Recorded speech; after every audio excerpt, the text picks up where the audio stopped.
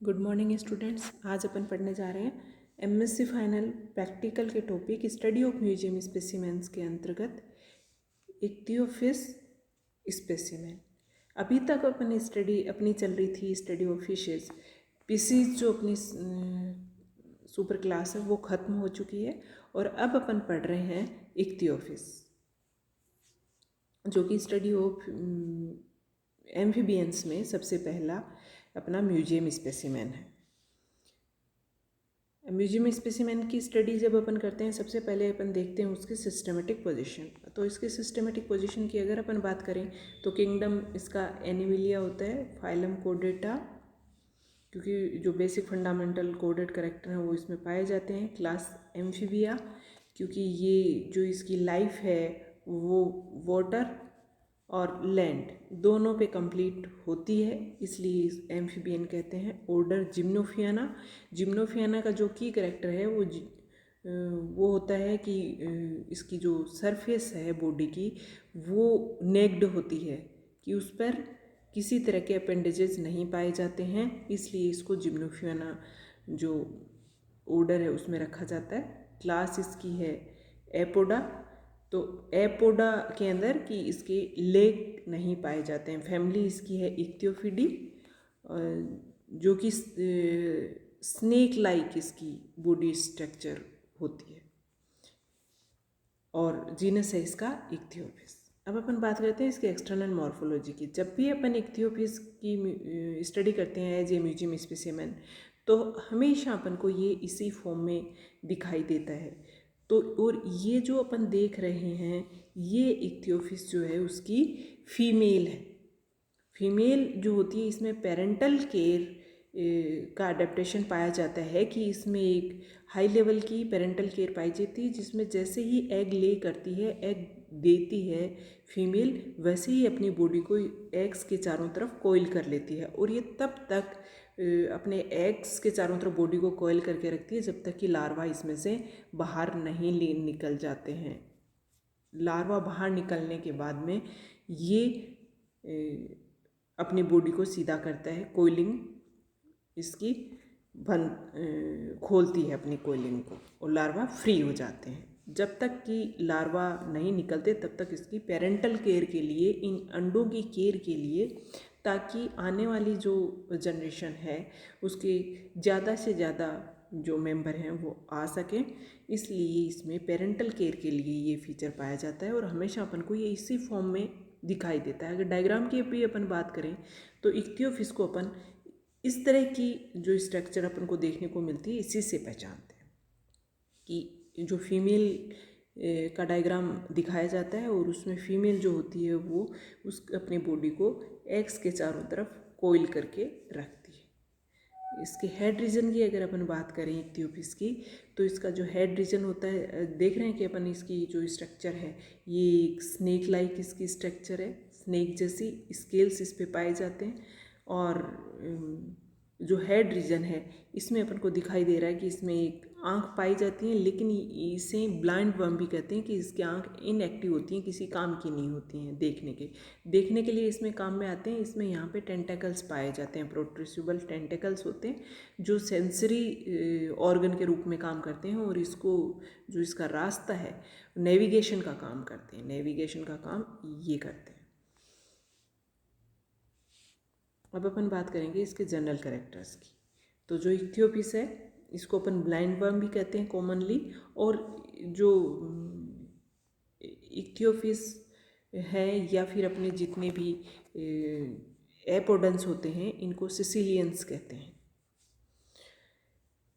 अगर अपन स्पीसीज की बात करें तो इक्तियोपिस की एक स्पीसीज होती है ग्लूटिनोसस, इक्तियोपिस ग्लूटिनोसस, जिसको कॉमनली सीलोन सिसिलियन कहते हैं। कॉमन येलो बैंडेड सिसिलियन भी इसे अपन कहते हैं। और ये स्पीसीज जो होती है ये श्रीलंका की एंडेमिक स्पीसीज है, श्रीलंका में पाई जाती है।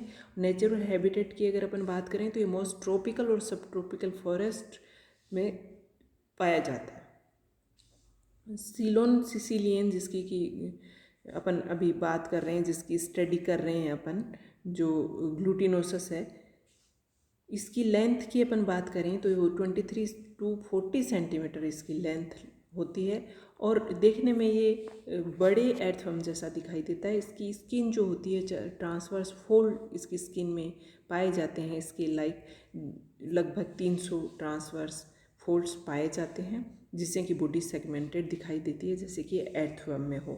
इसका हेड जो होता है वो राउंडेड स्नाउट इसमें पाया जाता है। एक पैर इसमें एक्सटेंशिबल टेंटिकल्स पाए जाते हैं माउथ के पास, जो कि आँखों के और नाक के ज़्यादा पास पाए जाते हैं। कलर बॉडी की अगर अपन बात करें तो स्टीली ब्लू ऊपर से होता है और पेल येलो कलर इसका नीचे की तरफ से होता है। और डिस्ट्रीब्यूशन और हैबिटेट की अगर अपन बात करें तो सीलोन सिसिलियन है, वो अपन ने बात की अभी कि सेंट्रल श्रीलंका में एंडेमिक है, साउथ वेस्टर्न और सेंट्रल श्रीलंका में ये पाया जाता है। और इसके अलावा नॉर्थ ईस्टर्न इंडिया में भी इसको रिपोर्ट किया गया है। और अगर अपन इसकी हैबिटेट की बात करें तो ये बिल बनाकर रहता है तो अर्थ के नीचे की तरफ, या फिर जो लीफ लीटर होता है उसमें ट्रॉपिकल और सब ट्रॉपिकल मॉइस्ट लॉलैंड में, माउंटेन फॉरेस्ट और ट्रॉपिकल स्वाम्प्स फॉरेस्ट एरिया में ये पाया जाता है, बिल बनाकर रहता है। सीलोन सिसिलियन की अगर डाइट की अपन बात करें तो ये फीड करता है एर्थवर्म्स पे और स्मॉल इनवर्टिब्रेट्स को ये खाता है। एर्थवर्म्स को कैप्चर कर लेता है और फिर अपने बिल के अंदर ले जाता है और फिर उसको वहाँ पर खाता है ले जाके। अब अपन अगर इसके रिप्रोडक्शन की बात करें तो ये रिप्रोडक्शन अंडरग्राउंड चैम्बर्स में ही करता है। जो इसके बिल होते हैं उनको अंडरग्राउंड चैम्बर्स को नेस्ट कहते हैं इनके, वहाँ पे करता है। जो छुपी हुई स्थान होते हैं वहाँ पे इनका जो है वो अंडरग्राउंड चैम्बर्स होते हैं इनके। फीमेल लगभग 30 वाइट जेली कोटेड एग्स एक बार में ले करती है और एग लेइंग के बाद में वो अपनी बॉडी को कोइल कर लेती है। एग और पूरे जितने भी एग होते हैं जिन्हें अपन ब्रूड कहते हैं, ब्रूड के चारों तरफ, और तब तक जब तक कि उसमें से लार्वा नहीं निकल जाता। और इसका जो लार्वा होता है वो 7 to 11 सेंटीमीटर लंबा होता है। लार्वा निकलने के बाद में वो मूव कर जाते हैं बरो से और जो पानी होता है उसमें वो चले जाते हैं। जो लार्वा होते हैं उनमें 3 पेयर्स एक्सटर्नल फैदरी गिल्स पाए जाते हैं और लेटरल लाइन सिस्टम क्लियर होता है। साथ में टेल फिन भी इनमें लार्वी में पाया जाता है। और जो गिल्स होते हैं ये इसमें बने रहते हैं। लेटरल लाइन जो है वो धीरे धीरे टाइम के साथ धीरे, इसमें मेटामॉर्फोसिस बहुत स्लो होता है। तब ये धीरे धीरे जब 9 मंथ ओल्ड हो जाता है लार्वा तो लेटरल लाइन इसकी लॉस्ट हो जाती है। अगर अपन इसके कंजर्वेशनल स्टेटस की बात करें तो सीलोन सिसिलियन है वो लीस्ट कंसर्न स्पीसीज है। और ये जो पाया जाता है लगभग बहुत लंबी, इसकी जो रेंज है वो लंबी रेंज में ये पाया जाता है श्रीलंका में सीलोन सिसिलियन, इसलिए इसको लीस्ट कंसर्न उसमें रखा गया है। और इसको कोई सिग्निफिकेंट इसका थ्रेट रिपोर्ट नहीं किया गया है। और एक इसकी खास बात है जो इसकी इथोलॉजिकल इम्पोर्टेंस है वो ये है कि ये जो चेंज होता है एनवायरमेंटल हैबिटेट में, जो चेंज होते हैं उनके साथ वेरी अडेप्टेबल एनिमल है, अपने आप को अडेप्ट कर लेता है।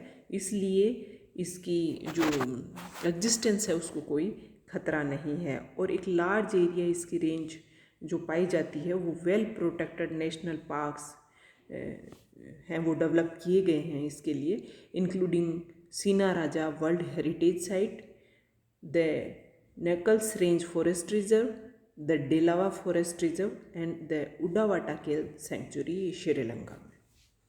आज का अपना ये म्यूजियम स्पेसिमेन इक्थियोफिस एम्फीबियन यहीं ख़त्म होता है। अपना ध्यान रखिए, कोरोना से बचाव के उपाय काम में लेते रहिए, मास्क और सैनिटाइजर के साथ साथ सोशल डिस्टेंसिंग भी मेंटेन करते रहिए और पढ़ाई करते रहिए। Thank you.